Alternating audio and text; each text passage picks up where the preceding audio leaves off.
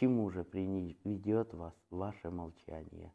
Ну, вы знаете, первая карта выпала и говорит о том, что вы друг другу не можете уступить.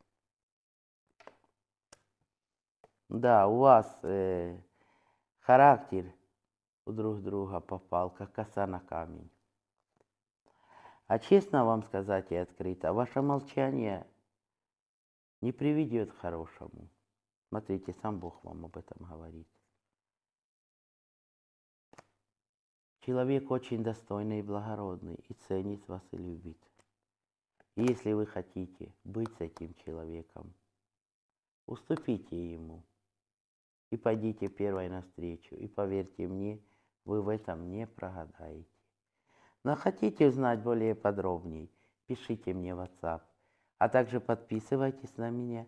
Завтра будет новый расклад. Ну а в комментариях, чтобы хорошее сбылось, пиши, да будет так.